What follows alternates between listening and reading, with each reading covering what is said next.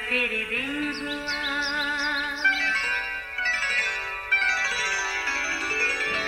नया फिर दिन हुआ, पुरानी रात का करे सो शुक्र हम खुदा की जात का, खुदा की जात का, नया फिर दिन हुआ। आज की आयत, तुम इंसाफ, पामाइश, वज़न और पैमाना में नाराज़गी न करना, मैं ही खुदावंद तुम्हारा खुदा हूँ।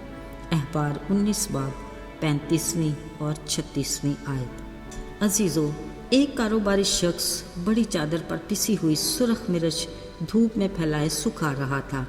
अचानक कहीं से किसी का गधा आया। पहले तो उसने लाल मिर्चों में ज़रा सा मुँह मारा और फिर धीरे धीरे खाने शुरू हुआ। जब उस शख्स की गधे पर नज़र पड़ी तो उसने पहले तो गधे की खूब पिटाई की, फिर उसके मालिक की शिकायत के लिए जिरगा के बुजुर्गों के पास पहुंच गया और अपने नुकसान के पूरा करने का मुतालबा करने लगा।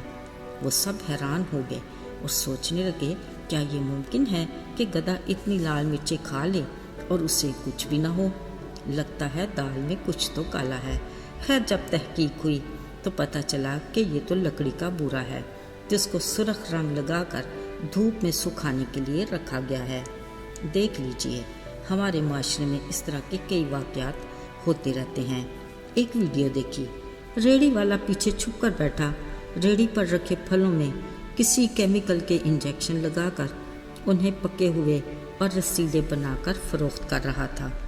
अजीज़ों, सच तो ये है कि अंदर खाने ऐसे बहुत से काम होंगे जो कभी तो खुफिया कैमरे अपनी आँख से मंजरे आम पर ले आते हैं, जिसे देखकर अक्ल दंग रह जाती है। मगर ज़्यादातर ऐसे पोशीदा काम कारोबार में मिलावट करने वाले कभी स्क्रीन पर नहीं आते। अजीज़ों, इंसान अपने जैसे इंसान को तो धोखा दे सकता है मगर खुदा को नहीं। आपको खुद भी इस बात का तजुर्बा होगा। कोई सब्ज़ी लेनी हो या फल, सामने दिखाई देने वाला माल एकदम ताज़ा, फल भी पके और रसीले होते हैं। जब खरीद कर घर ले जाएं तो बैग में से आधी गली सड़ी सब्ज़ी निकलेगी और कुछ ताज़ा और कुछ अच्छी। फलों का भी यही हाल है, बस 50-50। लेकिन दाद देनी चाहिए उस दुकानदार को जो दिखाता तो अच्छा माल है मगर बैग में जाते ही न जाने कैसे गल सड़ जाता है। आपने देखा होगा, अक्सर फल के ऊपर एक खूबसूरत स्टिकर लगा होता है।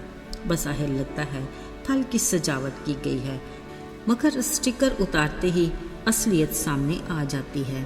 मेरे अजीज़ों, इस तरह के किस्से सिर्फ कारोबारी हजरात और दुकानदारों से ही वाबस्ता नहीं, बल्कि ज़िंदगी के हर शोबे में खूबसूरत धोखे और मीठी मीठी रियाकारियाँ और छोटी छोटी चालाकियाँ होती रहती हैं जो खालिक खुदा की निगाह में किसी तौर पर भी काबिल कबूल नहीं। ज़रा सोचिए, हम अपनी औलाद की परवरिश किस तरह की कमाई से करते हैं।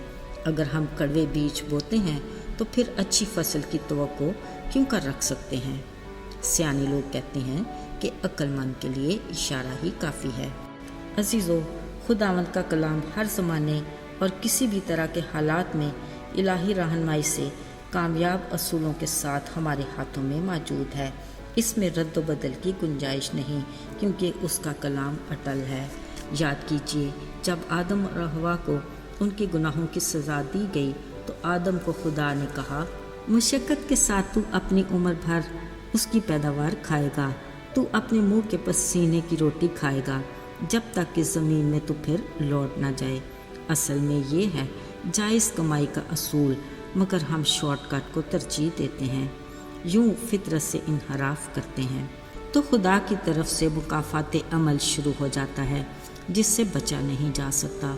याद रहे, कैमरे की आँख से तो हम बच सकते हैं, मगर ऊपर बैठे खालिक खुदा की आँख से बचना सिर्फ मुश्किल नहीं, नामुमकिन भी है। हम अपने अंदर की गंदगी को भी चालाकी, रियाकारी के स्टिकर लगाकर कभी भी छुपा नहीं सकते, क्योंकि हमारा बातन भी उसके सामने खुली किताब की मानद है। अजीज़ों, सबुर नफीस दाऊद कादर मुतलक खुदा की इस इलाही खासियत को जान कर कहता है कि जब मैं पोशीदगी में बन रहा था और ज़मीन के असफल में अजीब तौर से मुरतब हो रहा था तो मेरा कालिब तुझसे छुपा हुआ ना था। अब देखिए, اس حقیقت کے بعد کیا اب بھی کوئی گنجائش ہے کہ ہمارا کوئی کام اس سے پوشیدہ ہو؟ عزیزو، یاد رہے اس کے کلام کی روشنی میں چلنے میں ہماری سلامتی، اس کی رہنمائی میں ہماری کامیابی اور اس کی رفاقت ہماری شفافیت ہے، جس کے باعث ہم اس کے دیدار کے طالب ہو سکتے ہیں۔ آئیے دعا کریں۔